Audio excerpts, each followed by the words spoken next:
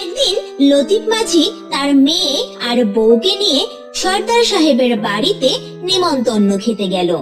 সেখানে বাড়ির কর্তামা সবাইকে একখানা করে ইলিশ মাছ খেতে দিল। নদীকেও এক খণ্ড ইলিশ মাছ ভাজা দিল। ওমা, ইলিশ মাছ খুব মজা।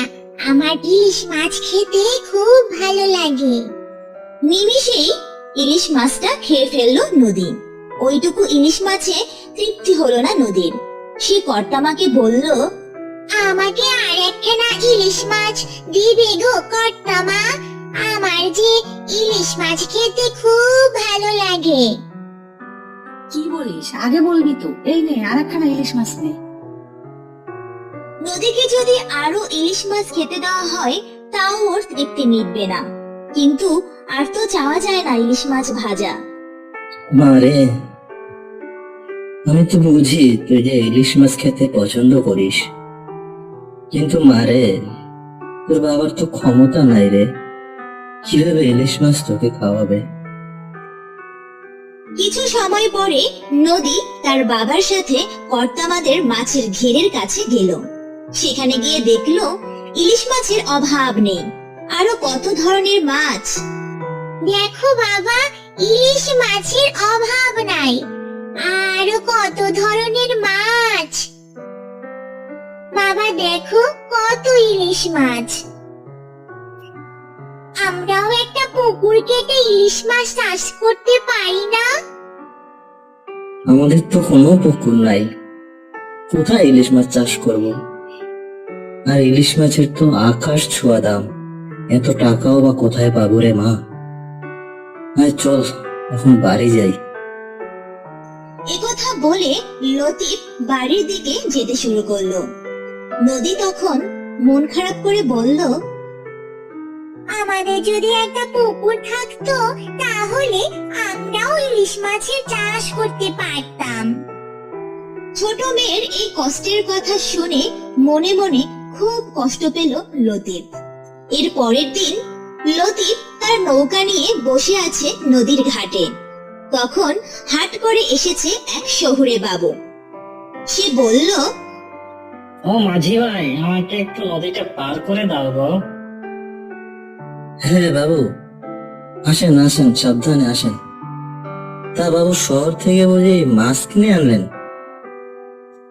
হ্যাঁ, আজকে বেশ বড় তাজা মেঘনার ইলিশ পেয়ে গেলাম, তাই কিনে নিলাম। আমার গিন্নি আবার খুব ইলিশ মাছ খাওয়ার খুব ভক্ত। কথাটা শুনে লতিফের তার ছোট্ট মেয়ের মুখটা মনে পড়ে গেল আর চোখ থেকে অশ্রু গড়িয়ে পড়ল। এরপরে শহুরে বাবু নৌকা থেকে নেমে বাড়ির উদ্দেশ্যে রওনা দিল। তখন নৌকার মধ্যে থেকে একটা ইলিশ মাছ বলে উঠল, তোমার মনে বুঝি অনেক দুঃখ? কি কথা বলে গে? এখানে তো কেউই নেই। আরে আমি ইলিশ মাছ। আরে কি দেখছি আমি? এ তো এক অদ্ভুত সুন্দর ইলিশ মাছ। তুমি কোথা থেকে এলে? আরে ইলিশ মাছ, তুমি কথাও বলতে পারো?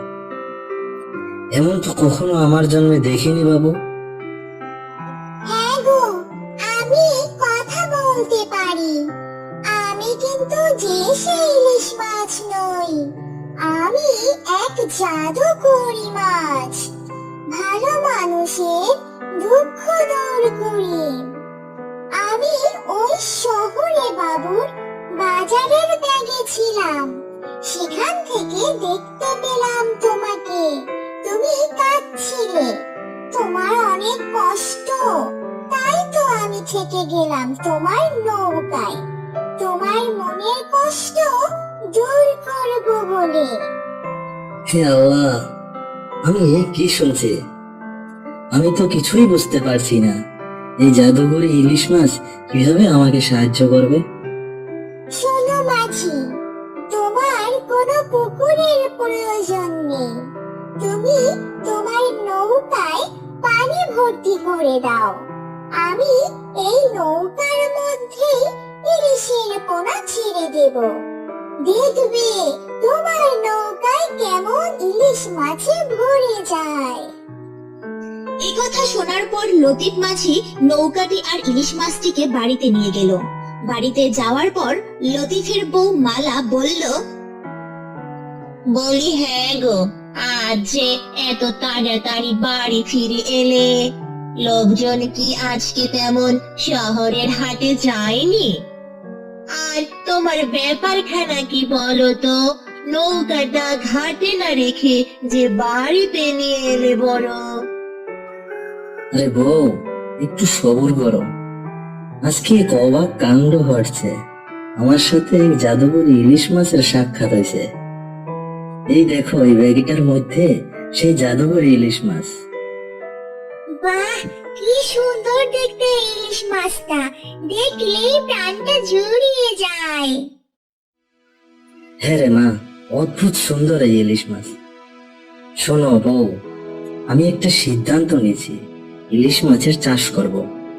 মেয়েটা আমার ইলিশ মাছ খেতে এত ভালোবাসে, ওর কষ্ট যে আমার আর সহ্য হয় না। তা না হয় বুঝলাম, কিন্তু নৌকা দিয়ে কি হবে? আমাদের তো কোনো পুকুর ঘের কিছুই নেই, কোথায় করবে ইলিশ মাছের চাষ? আরে বউ, সাধে কি বলি আমি, তোমার মাথার স্ক্রুটা একটু ঢিলা আছে। আরে শোনো, কোনো পুকুর নাই তো কি হয়েছে, আমাদের নৌকা আছে না, নৌকার মধ্যে ইলিশ চাষ করব। জায়গাও লাগবে না, আবার পুকুরও কাটতে হবে না। চলো এবার নৌকায় পানি ভর্তি করি আগে। এই কথা শুনে নদীর মনে তো খুব আনন্দ হলো। এরপরে লতিফ, লতিফের বউ আর মেয়ে নদী মিলে নৌকায় পানি ভর্তি করে সেই মায়াবী মাছটা নৌকার পানির মধ্যে ছেড়ে দিল। পরের দিন সকালে তারা দেখতে পেল তাদের নৌকাটি ইলিশ মাছে ভরে গেছে। লতিফ ও তার পরিবারের মুখে আনন্দের হাসি। লতিফ বলল, বউ, সবচেয়ে বড় ইলিশ মাছটা ভাজো দেখি আমার নদী মায়ের জন্য, আর কতগুলো মাছ দাও আমাকে, আমি ঝুড়িতে করে বাজারে বিক্রি করে আসি। আসেন আসেন ভাই, আসেন, টাটকা ইলিশ মাছ আছে, একেবারে নদীর টাটকা ইলিশ মাছ। আসেন আসেন, নিয়ে যান। বাজারের ক্রেতারা লতিফের সব ইলিশ মাছ কিনে নিল। এরপরে ইলিশ মাছ ভাজা দিয়ে খুব তৃপ্তি করে ভাত খেলো নদী। এর পরের দিন নৌকায় ইলিশ মাছের সংখ্যা আরো বেড়ে গেল। তখন সেই জাদুকরি ইলিশ মাছ লতিফকে বলল, আমার যা করার ছিল তা আমি করে দিয়েছি, এখন আমার যাবার সময় হয়েছে। ধন্যবাদ তোমাকে মায়াবী ইলিশ, তোমার এই উপকারের কথা আমরা কোনোদিন ভুলবো না। একথা বলার পরই মায়াবী ইলিশ মাছটি তখন অদৃশ্য হয়ে গেল। এরপর লতিফ ইলিশ মাছ নিয়ে সেদিনও বাজারে গেল। তখন আরে লতিফ, দাও তোমার মাছগুলো আমাকে দাও। গতকাল তোমার কাছ থেকে মাছ নিয়েছিলাম, খুবই স্বাদের ইলিশ মাছ, এমন মাছ কখনো খাইনি। তোমার ইলিশ মাছের কথা সমস্ত গ্রামে ছড়িয়ে পড়েছে। আজকে কর্তা, আপনাদের ভালো লাগছে শুনে আমি খুব খুশি হইলাম। তা তুমি এত ইলিশ মাছ পেলে কোথা থেকে? আমি তো যতদূর জানি তোমার কোনো পুকুর নেই। আগে কর্তা, আমি নৌকা ইলিশ মাছের চাষ করছি। কি বলো, এ তো তাজ্জব ব্যাপার। তা তুমি এক কাজ করো, মাছগুলো শহরে নিয়ে যাও, আরো ভালো বিক্রি হবে তোমার মাছগুলো। এভাবে ইলিশ মাছ শহরে বিক্রি করে লতিফ এক খণ্ড জমি কিনলো, একটা ঘের করলো, তাতে ইলিশ মাছের চাষ করলো। ধীরে ধীরে লতিফদের অবস্থা খুব ভালো হয়ে গেল।